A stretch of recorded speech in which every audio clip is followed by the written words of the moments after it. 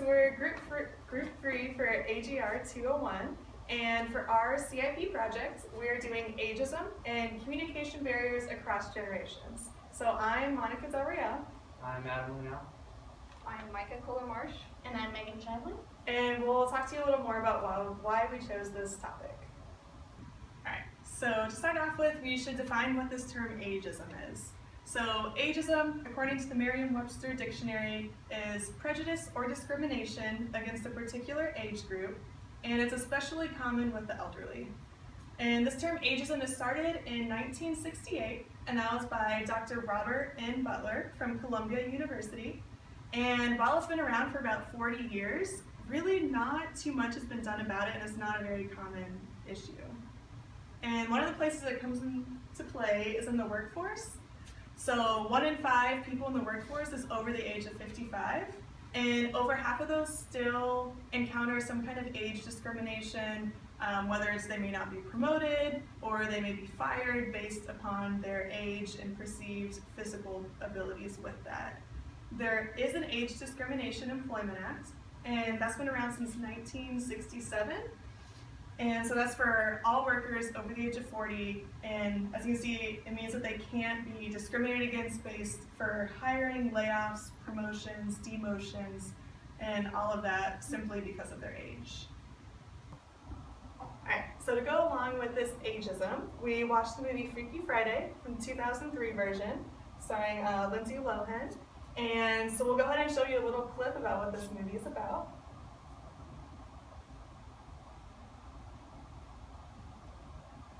Honey, wake up. Oh, I haven't had it. Hurry up. What already? For the Coleman family, Mondays are manic. Bye, honey. Make good choices. Wednesdays are wild. And for Anna and Tess, there's never enough time to be. Alright, so you can see in this film, it's really focused around that communication barrier and misunderstandings between a mother and her teenage daughter.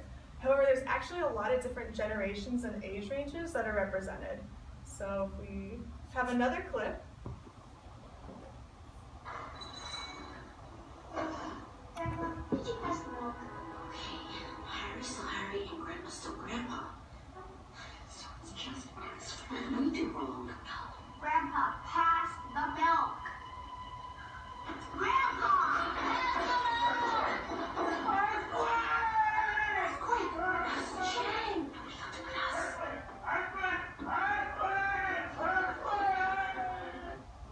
Alright, so that was a little exaggerated of an example, but physical barriers in communication are actually a huge issue when we're talking about the elderly.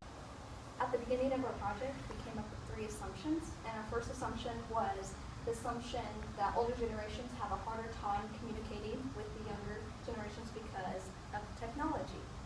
And as you can probably relate, we rarely pick up a landline at home to call a friend or any family. And today's society, we can see many younger children communicating with cell phones, either talking or texting or communicating through email on the phone or through social networking.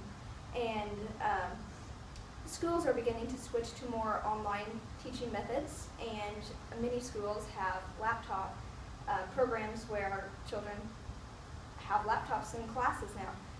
This is a big reason why we can conclude that older generations aren't as tech savvy because they didn't grow up in the society that we are today. And after interviewing residents at St. Anthony's, we confirmed this assumption, and everyone that we talked to said they normally communicate. They don't normally communicate with the new technology. They just simply pick up the phone and call them. So our second assumption is the assumption that younger generations have a difficult time communicating with older generations due to their lack of knowledge in relation to life experiences. And this assumption was confirmed in most cases based on our evidence. And each generation goes through different life experiences, and a person that has grown up in the Great Depression usually has different values different resources than people that are growing up today. And we can just see this in different people we talk to and different generations. Our third assumption was the assumption that everyone experiences the same communication barriers among older and younger generations. And this assumption was refuted. After interviewing several different people, we got a lot of different results, and we could see that some people had a difficult time communicating with the people that had a difficult time communicating with others were people that didn't communicate with other generations often, but the people that had lots of interaction with generations younger and older than them, they seem to not have much of a problem with these communication barriers. Next, we're going to see what we've learned from this project. Okay, so the purpose of our project was to learn why there's communication barriers between generations and how we can solve this problem. So as a group, we found out that older generations may be stubborn, but they are usually more willing to talk to younger generations than vice versa. If the younger generation was more willing to find a common ground, they could lessen the gap and discover all the knowledge that these elderly people have and all their experiences. Although the elderly can use electronics, they prefer face-to-face interactions, which is something younger generations avoid. Most likely they're often using texting. And we learned that if the younger generation can just put down the phone and enjoy a face-to-face conversation, we have a lot to learn from these older people. So people often assume that the elderly are incapable of understanding our society today, and they are often stuck in the past, but this is not true. Elderly generations often enjoy speaking with younger people.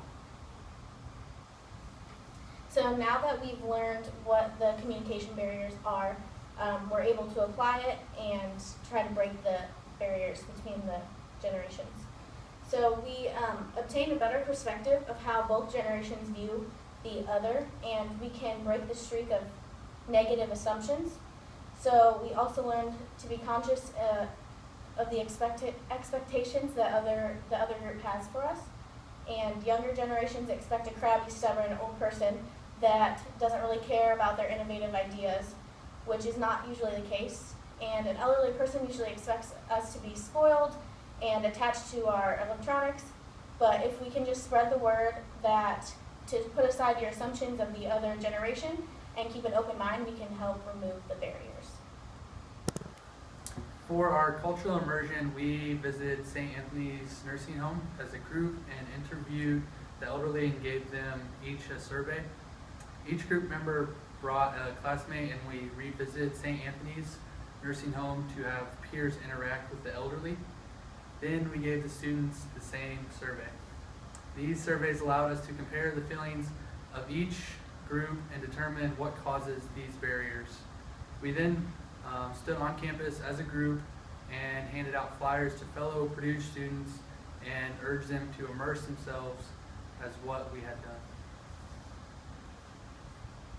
Okay, so for my experience with this project, I visited the St. Anthony's Rehabilitation Center, and I spoke with several elderly women, and during our talk I gave them the survey.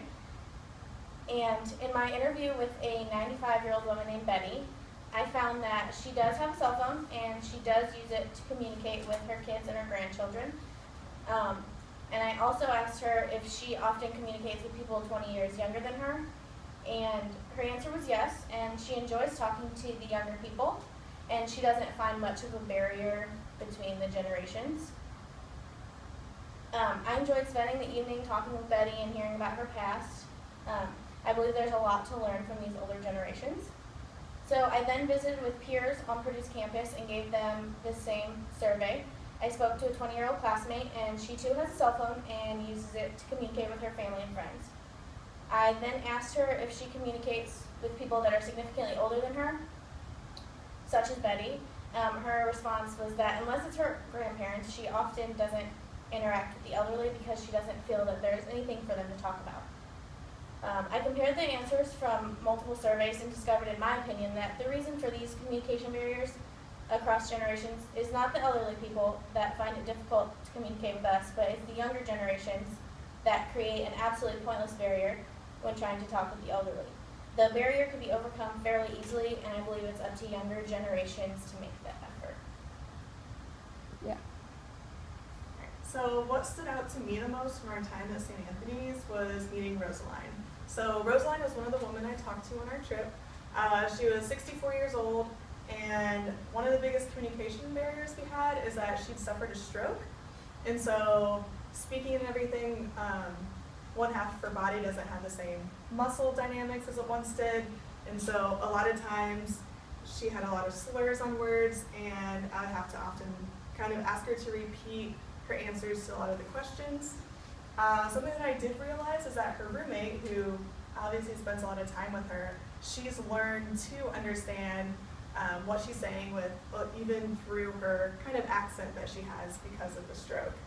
So it kind of showed to me that physical barriers can be one of the largest barriers for this intergenerational communication, like lack of hearing, obviously if they can't speak as well, if they have, their vision is lost. It's a lot of things that can be overcome, but it takes a lot of time and patience and really working with that individual to know what they're trying to communicate and kind of making something that will work on a one-on-one basis. Okay, after visiting St. Anthony's, it made me realize that most communication barriers are one-sided. It seemed like the younger generation had more of the issue than the older generation. After we gave surveys to the residents, and most of them could see no problem with communication, but when we interviewed Purdue students, then we found that most students have the opposite opinion. We analyzed these results, and we were able to come up with ways to lessen some of these communication barriers. So for my experience, this project really put in perspective that cultural communication barriers do exist between generations. While we visited St. Anthony's Rehabilitation Center, we talked to many different people in their 80s and 90s. I myself talked to many of the men. One man who I talked to was Bart. He was a little old man who found it hard to communicate with his great-grandchildren. He said that they were growing up in such a different world than he was that he found it hard to talk with them and have a good conversation. Since it was hard for them to relate, they kind of felt that the conversation was choppy and it never really flowed the way that they would like it. We also then talked with peers on Purdue's campus, and they found that really they had the same problems as the older generations did. They found that it was hard to communicate with their older grandparents for the same reasons as they didn't feel like that they had things that they could relate with. Not being able to relate seems to be the common denominator between generations. The younger generation is too naive to realize the knowledge of the older generation, but yet on the other hand, the older generation is too stubborn to realize that the younger generation has new and innovative ideas. I also believe that it depends on how well you know the person as to how well you're able to communicate with them. As a group, we feel that there are still communication barriers between generations. Most of these barriers are from the younger generation to the older generation and vice versa. We believe that it is on the younger generation to break down these barriers and help with communicating with older generations. We feel that if you were to get to know the person on a personal level, you will be able to understand them even though that there is an age difference. You still have a lot in common and experienced most of the same things throughout life.